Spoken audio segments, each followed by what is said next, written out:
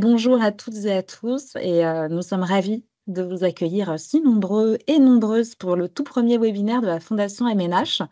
Je suis Julia Fernandez, chargée de mission de la Fondation MNH et j'ai le plaisir aujourd'hui d'animer ce petit temps d'échange et de présentation. Mais je suis également accompagnée de toute l'équipe de la Fondation, Loli Dario, chargée de communication, Lorraine Sarfati, chargée de mission, et bien sûr Philippe de Normandie, notre délégué général. Et tous les trois contribuent à mes côtés, bien sûr, au bon déroulement et à la réussite de ce webinaire. Donc, l'objectif de ce nouveau format, pour nous, c'est de venir vous présenter et mettre en valeur les résultats des recherches que nous avons pu financer à la Fondation MNH sur nos deux axes d'intervention. Donc, la médiation en santé d'un côté et la santé des professionnels de santé de l'autre. Et comme vous le verrez, en fait, c'est des temps qui ont été pensés de manière très pratico-pratique afin de partager avec vous des enjeux, mais aussi des bonnes pratiques et des choses à mettre en place de manière très concrète. Et le premier sujet qui va nous intéresser aujourd'hui, il est porté par l'association Fable Lab, qui vient nous présenter les résultats de la recherche-action Accès aux soins des femmes vers une médiation linguistique en santé, qui est un projet lauréat de notre appel à projet 2023 dédié à la médiation en santé et dans lequel, pour la première fois, on a permis à des projets de recherche-action d'être candidats et, bien sûr, d'être lauréats d'un soutien de la Fondation MNH. Et pour présenter les résultats de cette étude, on a le plaisir d'accueillir Léa Auriol, qui est cofondatrice de l'association Fable Lab, et Mounia El-Kotni, qui est chercheuse en anthropologie de la santé, avec une spécialisation très forte autour de la santé des femmes. Avant d'aller juste plus loin, on a quelques toutes petites informations pratiques à vous fournir. Le webinaire, il va se dérouler en 3 temps. Un premier temps qui va viser à rappeler les enjeux et les résultats de la recherche. Un second qui va être dédié à la présentation de pistes d'action, d'outils et de bonnes pratiques. Et un dernier temps dédié aux questions-réponses des participants. Vous avez la possibilité pendant tout le webinaire de poser des questions dans le chat et elles seront traitées au moment du temps dédié à la fin de la présentation de Mounia et Léa. Également, à savoir, le replay du webinaire sera disponible quelques jours après, donc quelques jours, et diffusé et mis à la disposition de toutes et tous. Alors, avant d'aller plus loin et d'entrer dans le vif du sujet, tout d'abord, Léa, est-ce que tu peux te présenter en quelques mots et nous présenter l'association Fable Lab? Oui, bonjour à toutes et à tous. Donc, je suis Léa Auriol et je suis cofondatrice de l'association Fable Lab. C'est une association qui a été créée en 2018. On est présent en Île-de-France et en Haute-Loire, en Auvergne. Et on travaille à réduire les insécurités linguistiques et les discriminations linguistiques. Donc, en très très résumé, les insécurités, c'est le fait de se sentir fragile, stressé, voire incompétent dans son usage d'une langue, d'un vocabulaire, d'un accent et tout ce que ça entraîne ensuite dans sa vie quotidienne. Et de l'autre côté, les discriminations linguistiques ou le linguicisme, ça, ce sont des discriminations qui sont fondées sur une langue, un accent, le langage d'une personne, et pareil, qui ont beaucoup d'impact négatif sur la vie quotidienne d'une personne. Donc voilà, on travaille à documenter ces insécurités et ces discriminations, à les observer, puis à en parler. Et pour ça, on mobilise pas mal le design social, la recherche-action, les arts. Voilà, on a toute une palette d'outils. Merci beaucoup, Léa. Mounia, je te laisse la parole pour te présenter aussi rapidement et surtout nous dire comment tu en es venue à réaliser cette étude. Bonjour, merci pour l'invitation et merci d'être là aujourd'hui. Alors, comme tu le disais, je suis chercheuse en anthropologie de la santé, donc je suis anthropologue, je m'intéresse aux gens. Et en particulier, je m'intéresse à l'interaction entre les personnes, les patientes. En particulier, je travaille avec des femmes et les professionnels de santé. D'abord dans le domaine de tout ce qui est la périnatalité, grossesse, accouchement, postpartum, et également dans le domaine du cancer du sein. Et en fait, je regarde comment est-ce que les personnes ont accès aux soins différemment, donc les inégalités d'accès à la santé, mais aussi les discriminations qu'elles peuvent vivre à l'intérieur du système de santé du fait voilà, de leur origine, de leur genre.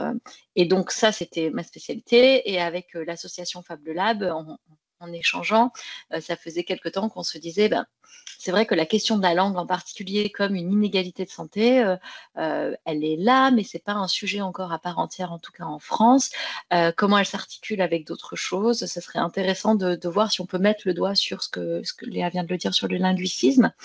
Et voilà. Et donc, c'était vraiment cet intérêt pour la santé des femmes et les différents freins dans leur accès à des soins de qualité qu'on s'est retrouvés avec l'association pour cette recherche-action.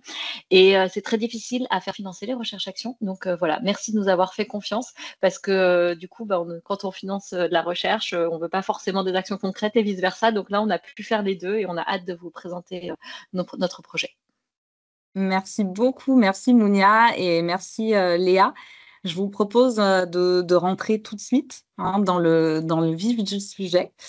Et je vais vous demander déjà peut-être de nous parler et de nous rappeler les enjeux et le contexte dans lequel s'inscrit votre recherche-action médiation santé-femmes.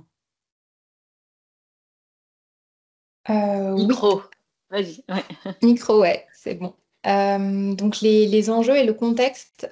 Donc vraiment les enjeux, il y en a trois principaux.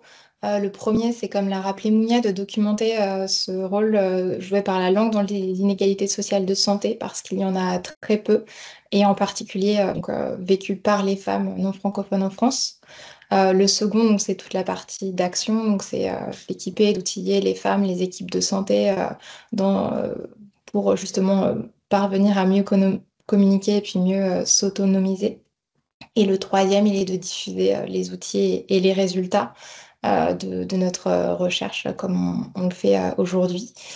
Et peut-être pour vous rappeler rapidement en fait le point de départ du projet, c'est que nous, Fable Lab, on fait des imagiers pour les adultes pour apprendre du vocabulaire dans différentes langues. Et avec la maison de santé de Saint-Denis, on en avait fait un en 2021 sur la santé des femmes.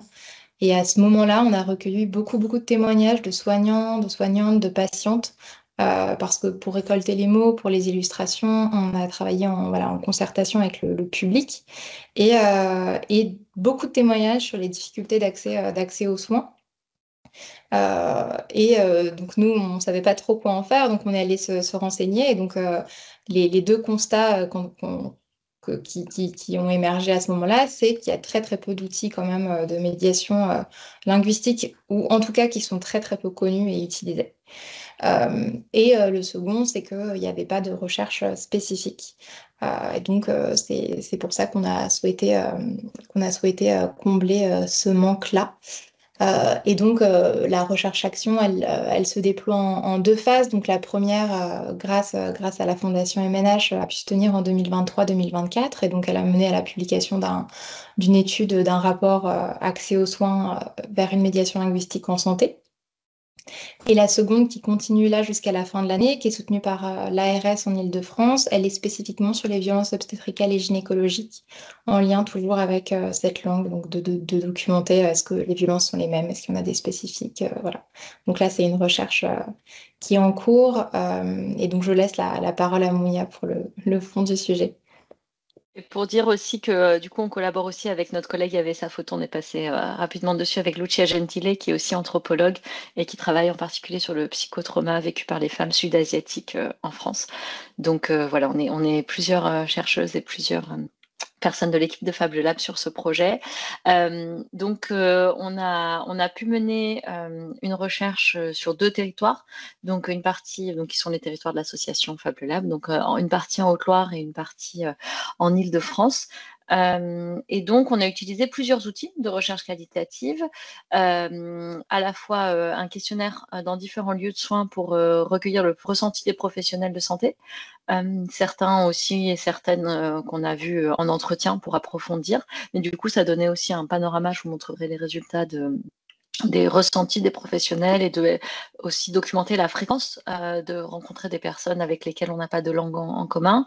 Donc, on a également mené des entretiens semi-directifs avec des professionnels et des femmes concernées. Les autres personnes qu'on a interrogées, ce sont des personnes qui ont conçu des outils de traduction et de communication pour faciliter l'échange. Donc, comme vous avez pu voir l'imagier, mais il y a d'autres personnes qui ont fait des applications de traduction, des plateformes. Donc, pour voir, pour comprendre leur cheminement jusqu'à la création de cet outil, la réception, la diffusion. Du côté de l'association aussi, il y a des ateliers qui ont été faits sur ces différents outils pour tester leur utilisation avec des femmes dans des cours de sociolinguistique de français. Et on a également réalisé l'année dernière, c'est ça, ouais, c'est ça, en 2024, donc il y a un peu plus d'un an en mai, une marche exploratoire pour identifier les différents lieux de soins, avec l'idée voilà, de physiquement se déplacer avec des femmes au Puy-en-Velay pour voir les lieux de santé, est-ce qu'elles les connaissaient, qu'elles sont en fait documentées aussi d'autres freins autour de cette question de la langue, d'accès à la santé. Voilà, donc une recherche qualitative, donc avec des outils de l'anthropologie, de la sociologie, mais aussi en collaboration avec l'association. Avec des recueils aussi, d'autres formes de recueils, des ateliers, des observations. Donc là, je vous présente 4 résultats, donc certains qu'on continue à explorer avec justement en se focalisant sur la question de la santé obstétrique. Donc le premier, c'est évidemment, enfin ça semble évident, mais c'était une des questions, est-ce que le fait de ne pas parler la même langue entraîne des difficultés dans l'accès aux soins et dans le déroulement des soins? Donc ce qu'on a pu voir, c'est qu'en faisant le questionnaire avec les professionnels de santé et en interrogeant les femmes, ce qui est intéressant, c'est qu'on dit souvent, on va entendre femmes allophones, femmes non francophones, femmes qui ne parlent pas français. En fait, on propose aussi avec ce projet de regarder les choses différemment et peut-être de dire professionnels non anglophones, arabophones, etc. Donc en fait, les femmes sont plurilingues, les professionnels, certains et certaines le sont aussi, mais quand on regarde les langues, il n'y a pas de croisement. Je fais les gestes avec mes mains, mais du coup, voilà, il y a pas, ça ne se croise pas toujours, puisque les professionnels qu'on a rencontrés vont parler plutôt des langues européennes en majorité, et puis les femmes vont parler d'autres langues. D'Afrique du Nord, d'Afrique de l'Est et d'Asie, pour celles qu'on a rencontrées. Donc, du coup, il y a parfois possibilité d'utiliser une langue tierce pour communiquer comme l'anglais ou l'arabe, mais même là, voilà, ça pose aussi des questionnements. Donc ça, c'est sur la question de la communication, il y a ce premier point. Et sur la slide d'après, Léa, s'il te plaît, du coup, ce qu'on voit aussi, c'est que ça entrave la qualité des soins. Donc, du côté des professionnels, en fait, ils ressentent une grande frustration. Vraiment, on a rencontré des personnes super impliquées, conscientes de cette difficulté. Et du coup, voilà, ça peut générer de la frustration, de l'inquiétude de pouvoir faire passer ces messages. Ça peut impacter les consultations de différentes manières. Soit les consultations sont courtes, un peu évident, puisque on ne sait pas comment communiquer, on n'y arrive pas, donc du coup ça fait des consultations plus courtes, soit des consultations plus longues, parce qu'on va faire appel à un ou une interprète, qu'on va essayer d'autres outils, et donc voilà, dans un cas ou dans l'autre, ça impacte la durée des consultations, donc il y a cet impact-là. Et ensuite, il y a d'autres moments où cette question de non-partage d'une langue vient se glisser. C'est la question du consentement aux examens, de la compréhension par les femmes et les professionnels de la nécessité des examens, des questions que peuvent poser les patientes. Et ce qu'on a aussi pu voir, c'est que cette communication, ces difficultés de communication ne sont pas les mêmes lors de rendez-vous programmés. Donc, si on prend la santé périnatale, par exemple, un rendez-vous de grossesse qui est mensuel, où on peut éventuellement prévoir un interprète, la personne peut prévoir de venir avec quelqu'un qui traduit, et des moments d'urgence, un accouchement pour rester sur la périnatalité. Et donc, à ce moment-là, les difficultés vont pas être les mêmes, elles vont être accrues en situation d'urgence, puisque certains outils habituels vont pas soit être disponibles, soit être possible d'utiliser en plein accouchement, aller taper le mot sur Google Traduction ou un autre type de traduction, je dis Google parce qu'il est beaucoup revenu et on va en parler, c'est moins possible. Donc voilà pour le premier résultat qu'on continue d'explorer autour des difficultés. Et donc, sur le contexte d'urgence, une chirurgienne nous racontait ceci, que pour elle, voilà, c'était vraiment, en plus de l'urgence, il y a un stress médical pour prendre la décision. Et donc, il y a un peu cette responsabilité à devoir, enfin, il y a cette responsabilité à devoir agir vite et en même temps de ne pas pouvoir recueillir toutes les informations qui permettent d'éclairer la décision médicale et de ne pas pouvoir informer les patientes correctement et recueillir le consentement. Donc là, elle parlait, par exemple, voilà, d'un accouchement d'une patiente, on ne connaît pas sa langue, elle arrive, elle a des contractions. Et en fait, avec cette pression-là, de se dire, il faut qu'on s'occupe d'elle, il faut qu'on fasse quelque chose. Et elle nous dit, je trouve cette situation un peu difficile parce que je n'ai pas les moyens de communiquer et je dois prendre cette décision médicale rapidement. Donc, on voit que selon les contextes aussi, les difficultés vont se jouer à différents niveaux. Sur la suite du coup de la communication. Donc là, c'était du côté des professionnels. Du côté des femmes, évidemment qu'il y a aussi cette frustration, de la colère, de l'inquiétude, parfois même du désespoir. Et là, voilà, l'illustration de l'imagerie estime de soi est vraiment adéquate parce que ça impacte de se sentir incapable de s'exprimer et de pouvoir faire passer des messages. Donc, par exemple, à la fois sur la question de la langue, et là, ça vient se recouper. C'est vrai qu'on on parlait aussi de langue et de médiation et de compréhension, par exemple, comprendre comment fonctionne le système de santé en France, comprendre qu'il faut prendre un ticket pour faire la queue, savoir pourquoi est-ce que certains examens sont à l'hôpital, certains se font en ville, les différents moyens de paiement, les tickets, etc., modérateurs, etc. Donc voilà, ça aussi, ça génère en plus de ne pas pouvoir poser ces questions quand on ne comprend pas l'organisation du système de soins, du stress chez les femmes. Donc voilà, une femme qu'on a interrogée a appelé, voilà, j'ai pleuré au téléphone et j'ai dit à mon mari, c'était déprimant. Elle lui a même dit, voilà, je veux rentrer au pays, c'est trop difficile. Et une autre femme raconte là, pour le coup, pas la possibilité même d'expliquer à la professionnelle et de répondre aux questions face à une professionnelle qui s'est énervée. Et elle est rentrée en pleurant. Voilà, elle m'a dit, elle ne m'a pas donné une chance d'expliquer et que d'habitude, elle arrive à se faire comprendre en utilisant un peu d'anglais, quelques outils de traduction, mais que cette fois-ci, voilà, elle s'est trouvée face à une personne fermée et elle n'a du coup clairement pas pu accéder aux soins dont elle avait besoin à ce moment-là. Voilà, sur la question de la communication et ses conséquences sur la santé. Donc, face à ça, quels sont les outils et les stratégies de traduction? Mais vous l'avez compris, c'est pas uniquement la question de traduire les mots, mais c'est aussi voilà, pouvoir communiquer et permettre un accès aux soins pour toutes. Donc là, ce qu'on voit, c'est qu'il y a des solutions employées. Effectivement, les deux choses qui ressortent, ce sont, donc ça c'est sur les questionnaires, hein, c'est un petit échantillon, mais ça vient aussi se conforter dans les entretiens. C'est cette question de Google Traduction avec quelque chose qui est un outil facile où on peut parler, où les personnes répondent, ce qui soulève des soucis au niveau de la confidentialité des données, au niveau de l'exactitude des traductions et de la disponibilité des langues, puisque là aussi, certaines langues vont être absentes ou très mal traduites, avec le vocabulaire médical aussi spécifique qu'on a besoin de traduire. Et l'autre solution, ça va être le conjoint. Et là aussi, on va voir que ça soulève aussi des questions, mais en tout cas, qu'une personne vienne traduire pour la personne. Souvent, beaucoup dans les femmes qu'on a rencontrées, c'était leur mari. Mais là aussi, voilà, la question du vocabulaire médical, de la confidentialité, de la détection des violences viennent se soulever. Ce qu'on voit là à travers ce graphique, c'est qu'il y a plein de solutions. Et ça, c'est quelque chose aussi, c'est un des résultats qui ressort. C'est que du coup, les personnes vont essayer, c'est d'autres professionnels de santé, des traductrices professionnelles, mélanger plusieurs langues. Voilà. Donc, il y a, face à cette difficulté, on voit qu'il y a une inventivité. Et du coup, sur les slides d'après, on a résumé rapidement les avantages et les inconvénients et c'est plus détaillé dans le rapport.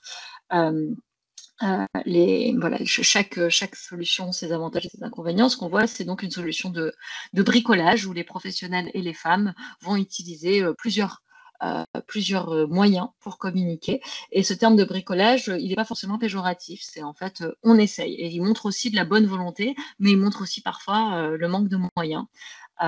Et donc, face à ça, on voit notamment l'interprétariat professionnel qui est beaucoup sollicité, plébiscité, comme important pour pouvoir communiquer, avec une traduction juste des mots et du coup qui sort le mari de son rôle de traducteur, par exemple, dans le cas d'une grossesse, mais où il devient un accompagnant et un futur parent.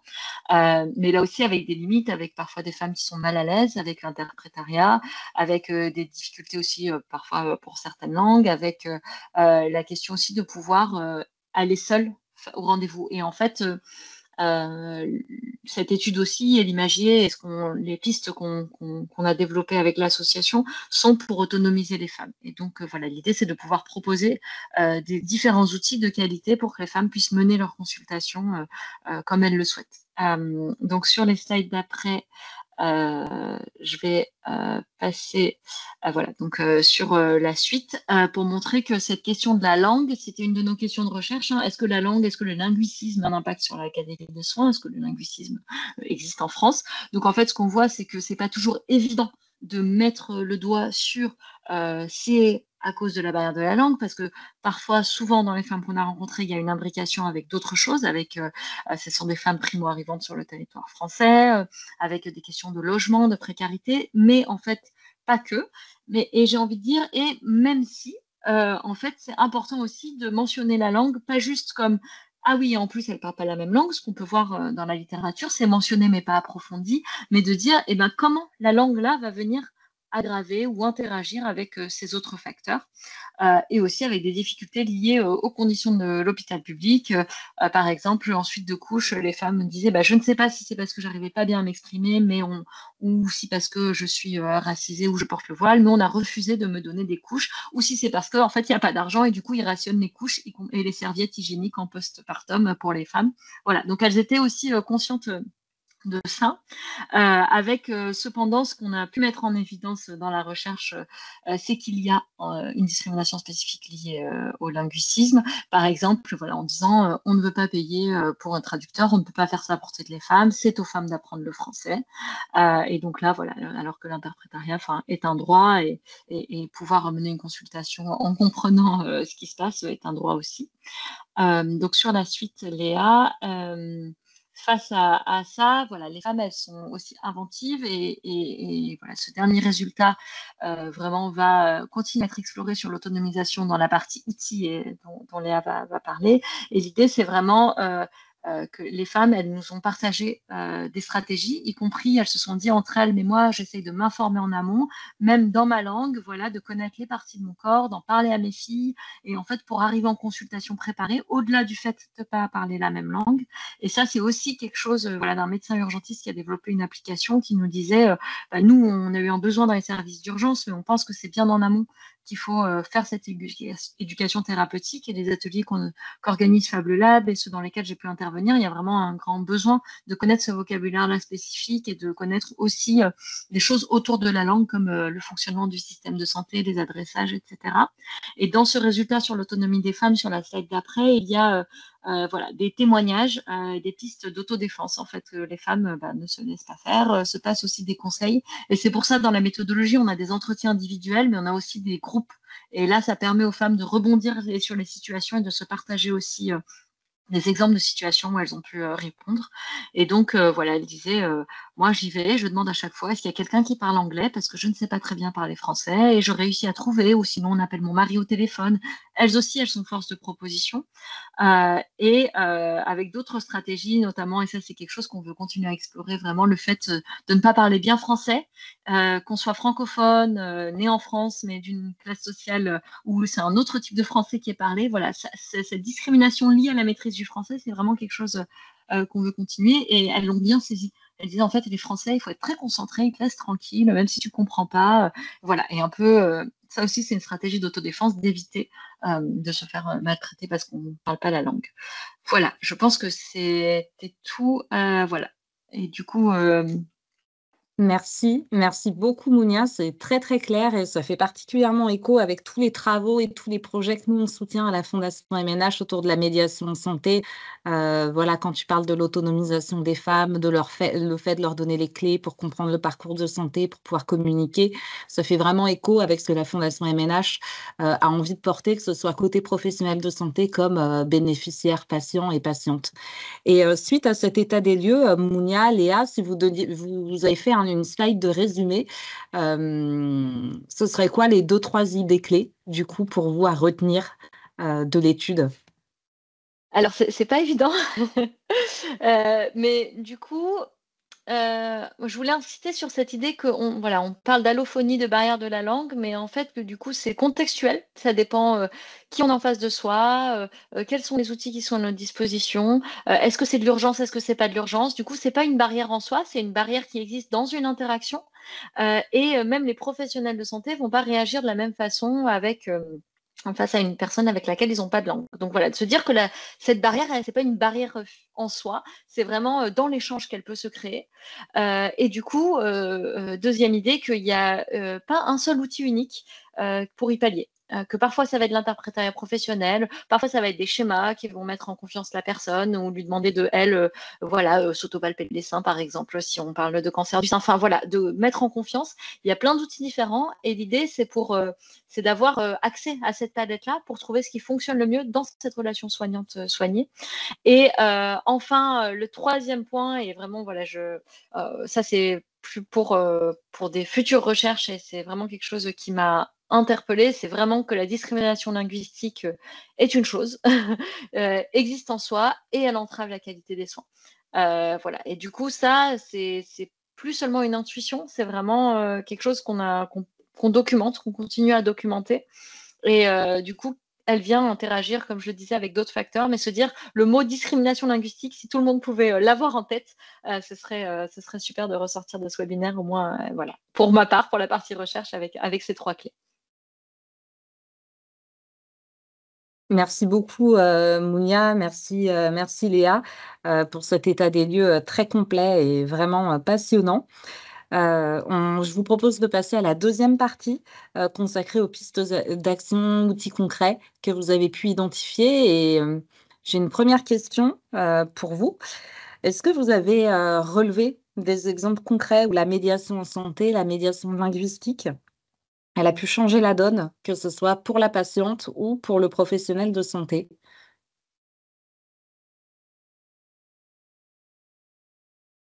Alors, du coup, oui, on a pu le documenter. Encore une fois, voilà, ça peut s'imbriquer avec d'autres moments, mais c'est vrai qu'il y a ce moment waouh! C'est-à-dire, par exemple, je pense à une sage-femme qui me disait, bah, cette dame, elle est toujours avec son mari. Voilà, les Vietnamiens, ils parlent vietnamien. Je les ai accompagnés, c'est leur 4e grossesse. Et en fait, c'est toujours lui qui traduit. Et une fois, il n'était pas là. Et du coup, c'était l'interprète.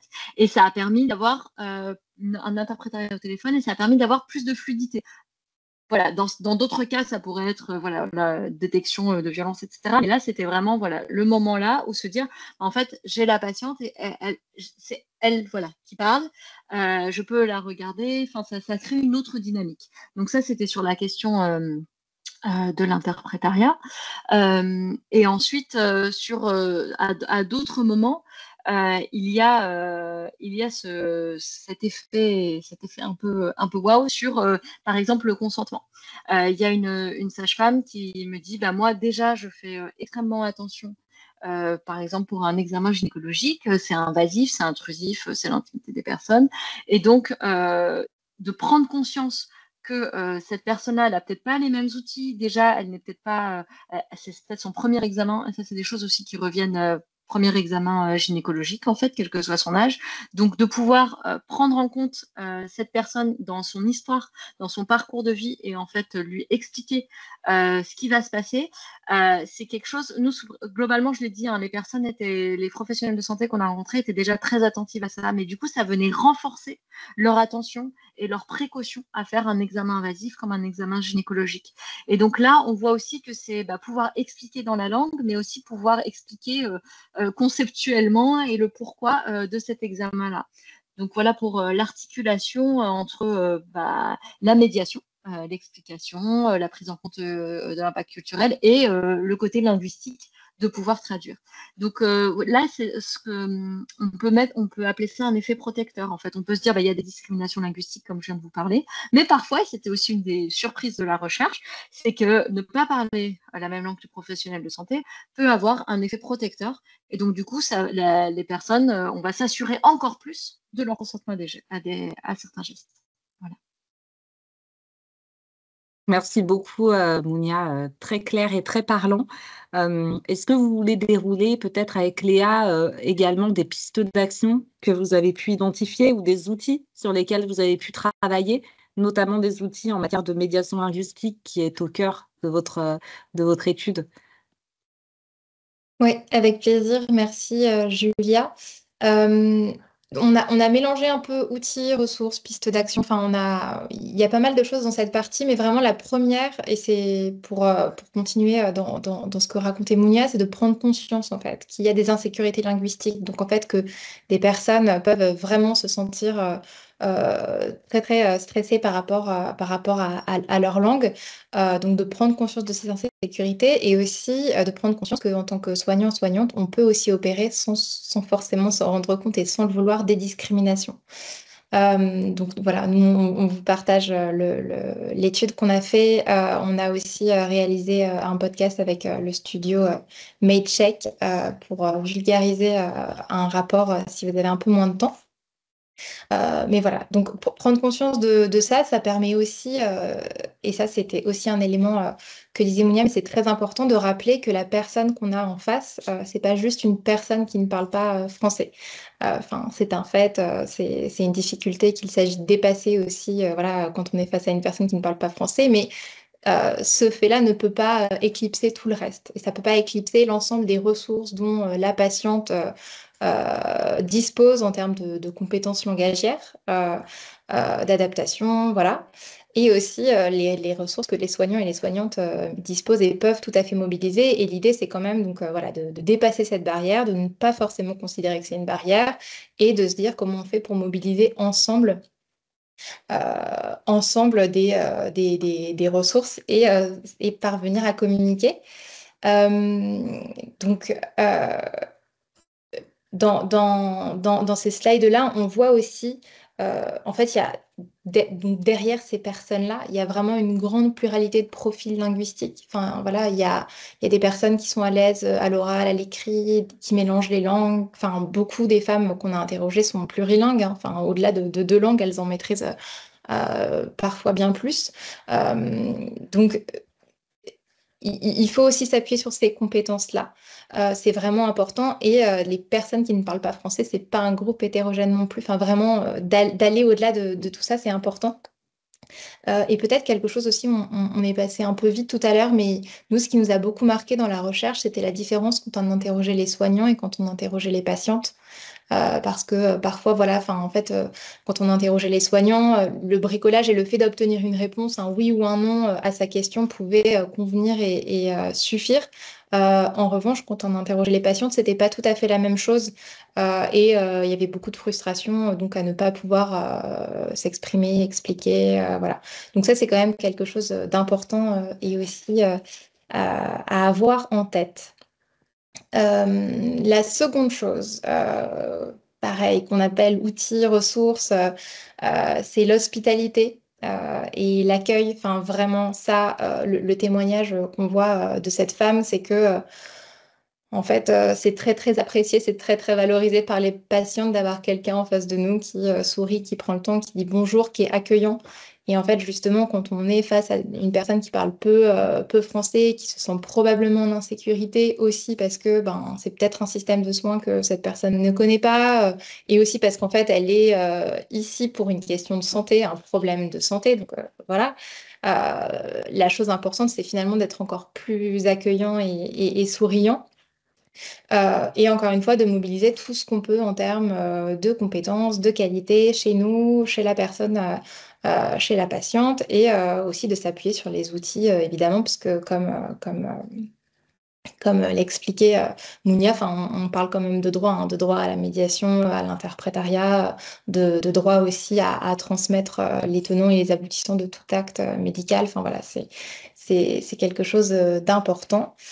Et ça fait vraiment la différence. Enfin, ça, là, on a mis un des témoignages qui explique à quel point c'est très, très important pour les patientes, mais on en a eu plusieurs. Enfin, aussi des femmes, par exemple, qui se sentaient valorisées quand le soignant ou la soignante leur faisait un compliment sur leur niveau de français.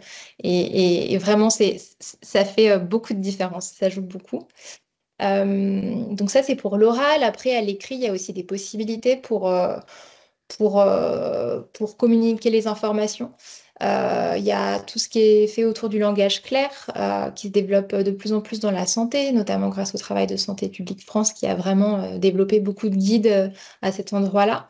Le langage clair, ça consiste tout simplement à écrire, à adapter son langage aux personnes qui sont destinataires de sa communication. Donc c'est tout simple, mais voilà, ça va être réduire le nombre de mots dans les phrases, simplifier le vocabulaire, fluidifier un peu le tout. Il y a beaucoup de mots voilà, dont on peut se passer dans certains cas.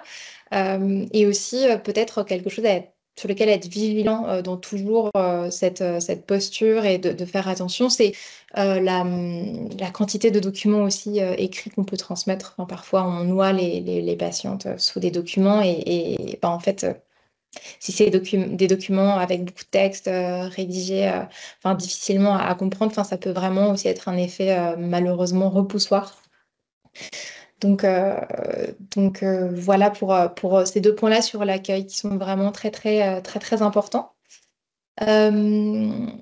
Le troisième point, c'est s'appuyer sur les outils. Et donc, là, vraiment, les outils, il y en a quand même pas mal. Donc, on a mis l'interprétariat dans les outils. C'est une ressource. C'est pour dire que l'interprétariat, souvent, il y a des crédits quand même qui existent. Donc, en fait, on peut les solliciter. Ce qu'on a vu dans la recherche, c'est qu'ils sont quand même sous-sollicités, malheureusement. Donc s'appuyer sur l'interprétariat. Il y a aussi de l'interprétariat maintenant un nouveau métier qui émerge, qui est le métier d'interprète, médiateur, médiatrice, qui permet aussi de prendre en compte, dans un sens beaucoup plus large, la médiation aussi culturelle, linguistique. C'est aussi possible de réaliser des binômes entre interprète et médiateur, médiatrice. Donc voilà, il y a des possibilités. Si on ne peut pas solliciter un interprète, il y a aussi la possibilité de s'appuyer sur des outils. Donc, ceux dont je vais vous parler, c'est ceux qu'on a pu tester, nous, dans le cadre de la recherche-action. On a testé donc ces outils, on les a identifiés en 2022. Donc là, on est en 2025, il s'est passé plein de choses sur le plan numérique. Donc voilà, c'est bon à préciser. Mais on les a identifiés parce qu'ils sont d'ailleurs toujours gratuits, que c'est des outils qui ont été créés par des soignants, des soignantes sur leur temps, leur fonds propres, en général, en majorité, et qui sont très qualitatifs sur le plan du vocabulaire. On parlait de Google Traduction qui peut faire des erreurs de traduction. Les traductions qui existent dans ces outils-là ne sont pas, sont faites par souvent des soignants, locuteurs, locutrices des langues dans lesquelles ils et elles traduisent. Donc, on n'a pas trop de temps pour s'appesantir sur chacun, mais en tout cas, vous aurez toutes les infos après. Mediglot, c'est une application qui est gratuite, où il y a beaucoup de mots qui sont traduits dans différentes langues. Donc, du vocabulaire médical. Donc, est très, très facile à prendre en main, très sobre.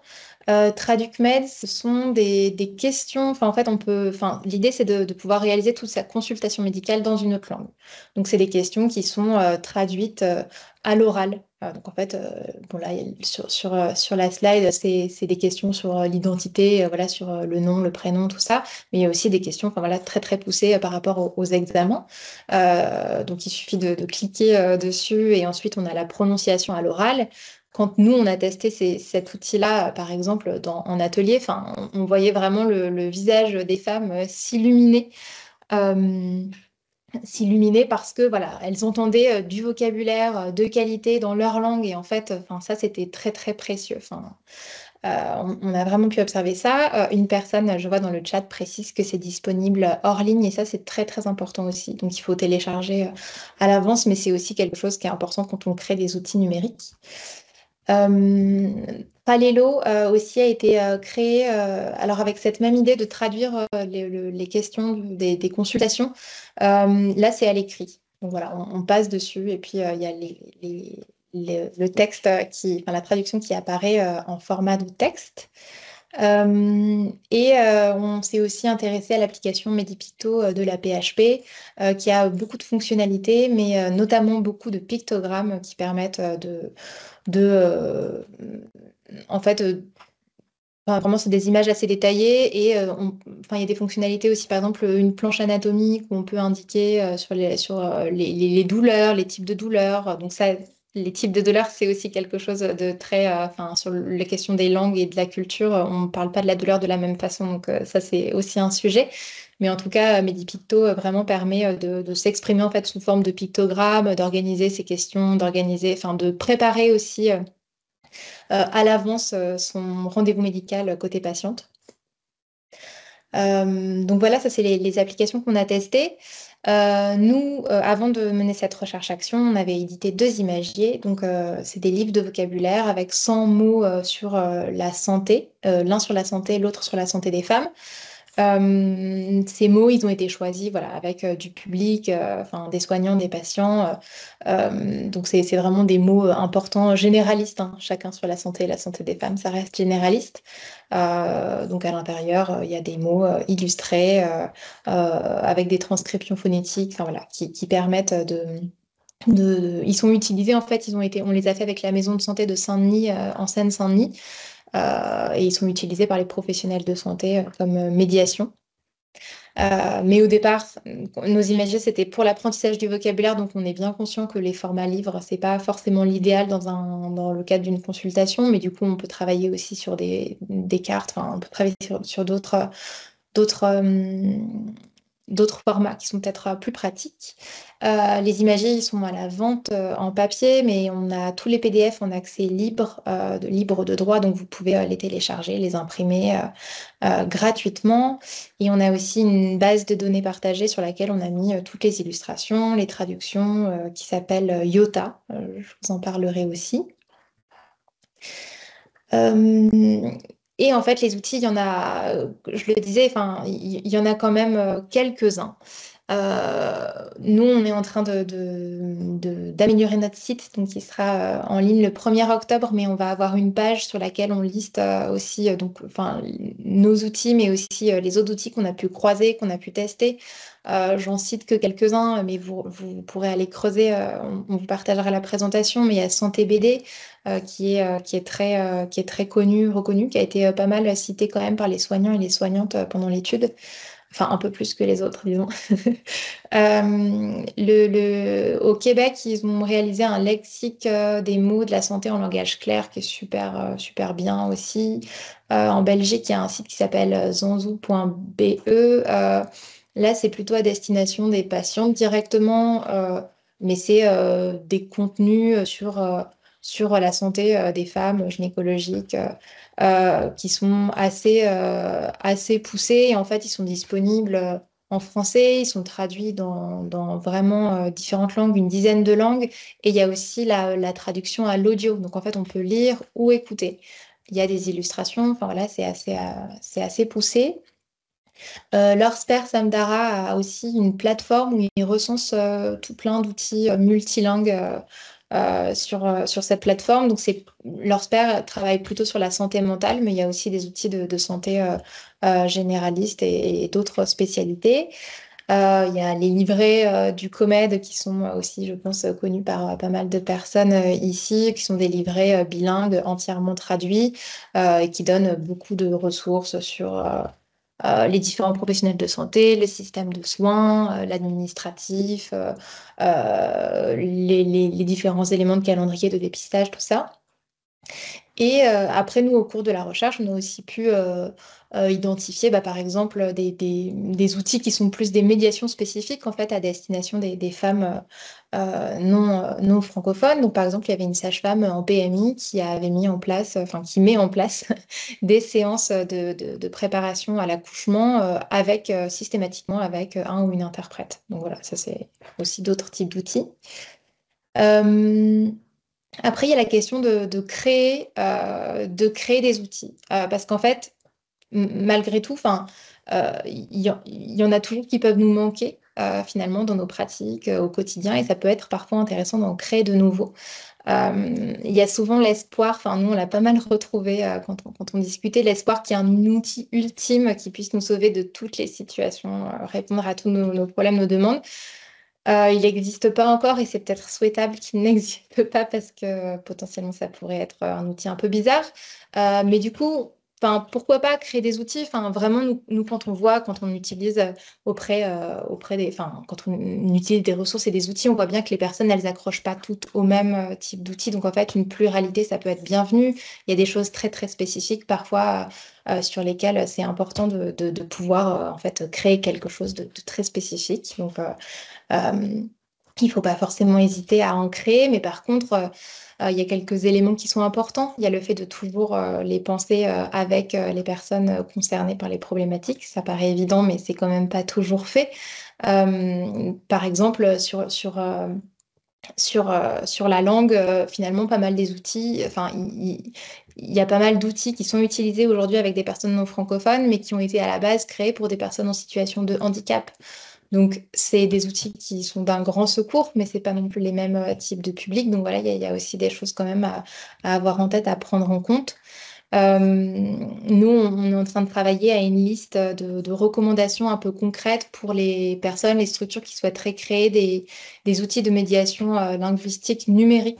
Voilà. Parce que justement, on trouve pas mal de choses sur l'accessibilité par rapport aux personnes en situation de handicap, mais sur les personnes allophones, plurilingues, il y a peu de recommandations. Donc voilà, on y travaille un peu.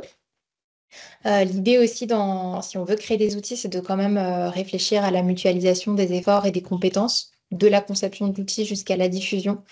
Il y a beaucoup d'outils qui sont créés localement et en fait, la question, c'est souvent de les faire passer à l'échelle.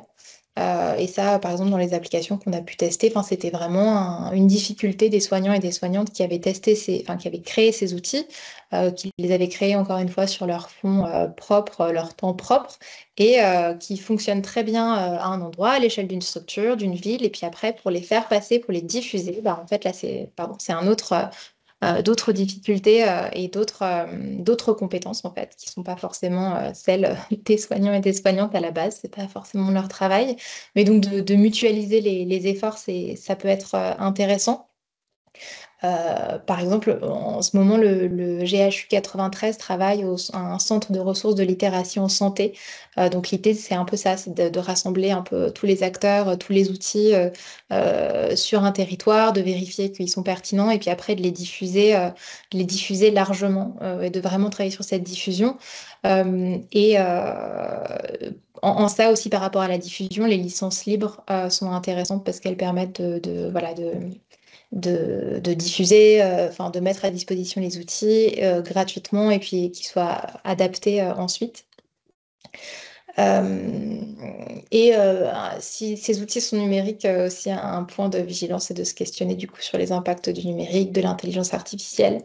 Donc, quand on a fait l'étude, c'était Google Traduction qui était beaucoup ressorti, mais je pense que c'est déjà obsolète maintenant, 2, 3 ans plus tard, parce que l'IA, en fait, est passé par là, mais donc c'est quand même encore d'autres enjeux sur le plan éthique, des données, etc., à avoir en compte.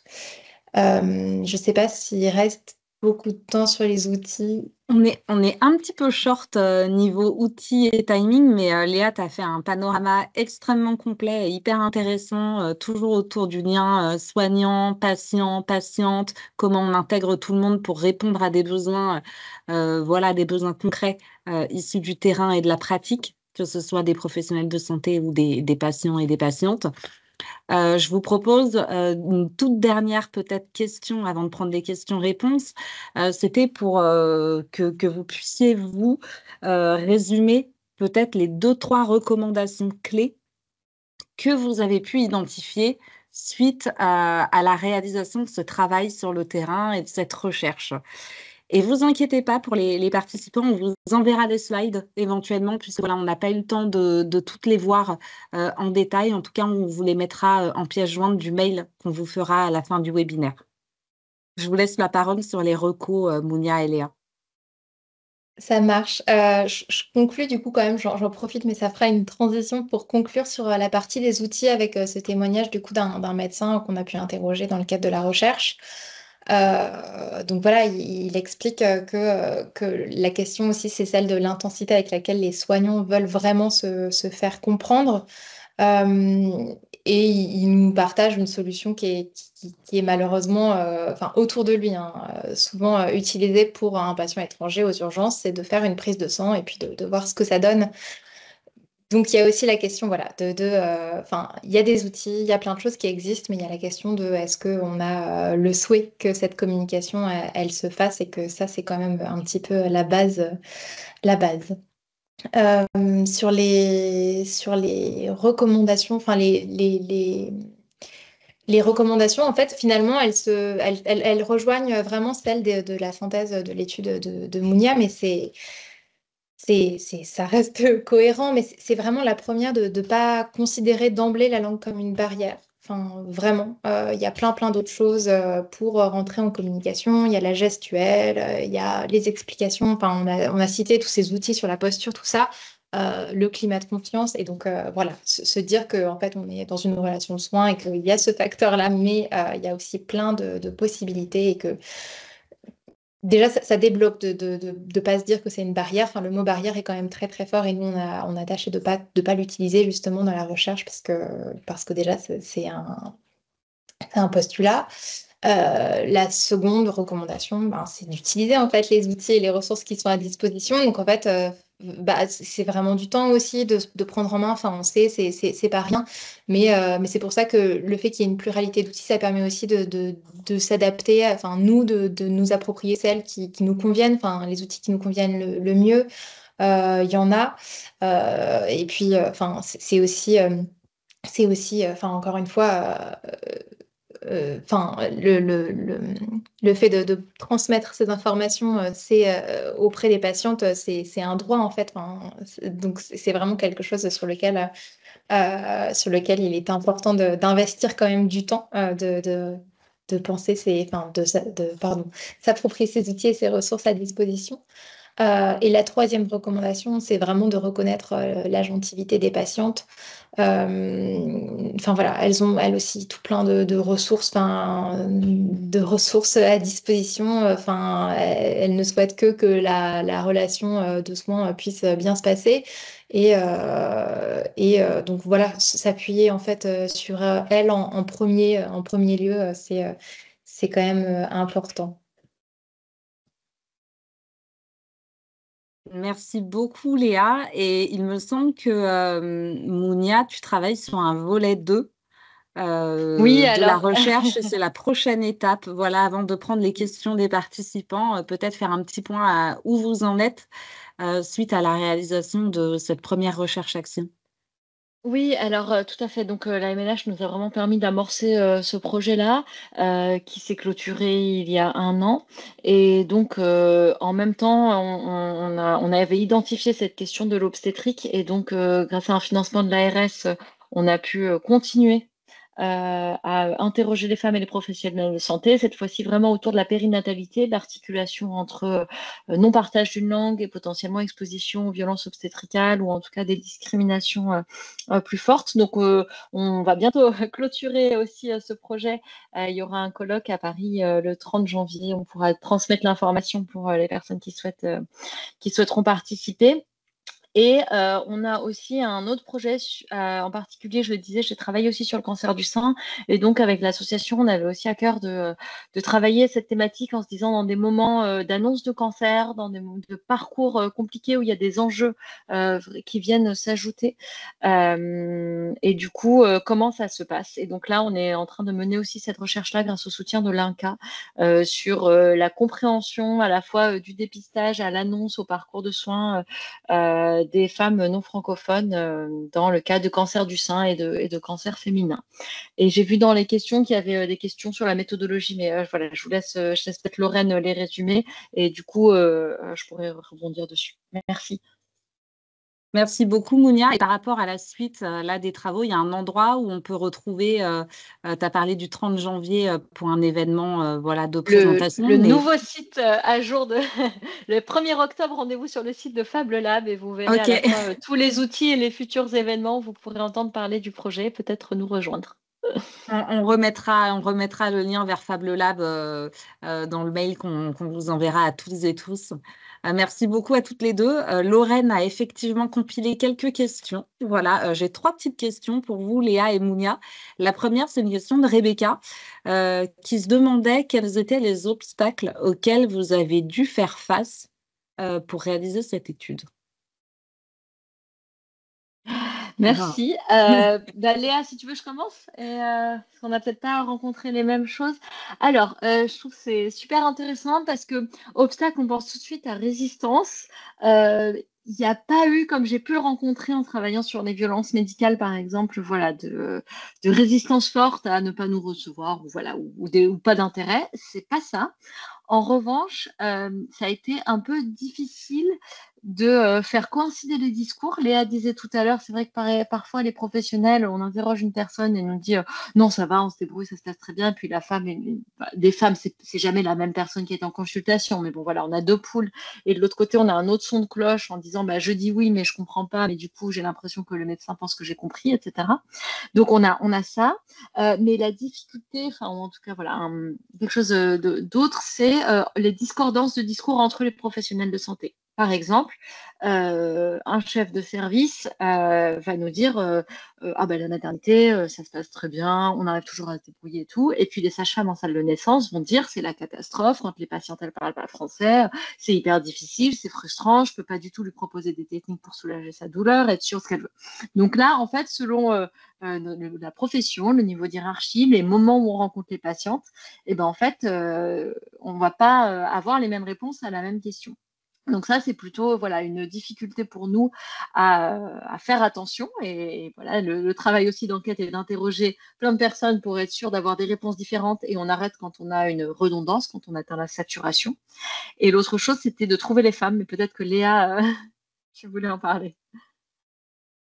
Alors en fait, ouais, trouver les femmes, en fait, c'est aussi trouver la façon dont on allait pouvoir échanger avec elles. Et en fait, au départ, par exemple, on pensait enfin, non, je vais pas tout raconter parce que ce serait un peu long, mais en tout cas, ce qu'on a trouvé qui fonctionnait très très bien, c'est que nous, à Fab Lab, on travaille beaucoup avec des ateliers sociolinguistiques, par exemple. Et en fait, du coup, c'était des super partenariats. On a travaillé vraiment en réciprocité où à chaque fois, on allait travailler avec des partenaires et des groupes d'ateliers sociolinguistiques. Et en fait, on proposait des ateliers sociolinguistiques qui allaient intéresser les patientes sur des sujets de santé gynécologique, de dépistage, enfin voilà. Enfin, pas les patientes, pardon, les femmes, c'est pas des patientes. Ensuite, on proposait aux femmes un groupe de parole si elles le souhaitaient. Et donc, avec cette modalité-là, c'était vraiment très, très chouette parce que voilà, elles étaient en confiance et nous aussi.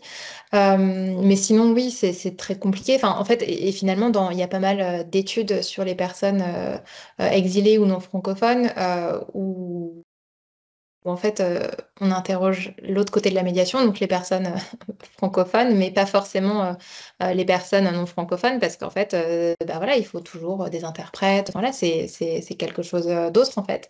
Mais pour nous, c'était très important et on l'a bien vu. Et je le rappelle que effectivement, les résultats sont pas les mêmes. Enfin, les témoignages sont pas les mêmes d'un côté et de l'autre de la médiation. Voilà. Très intéressant et merci Rebecca pour la question particulièrement pertinente.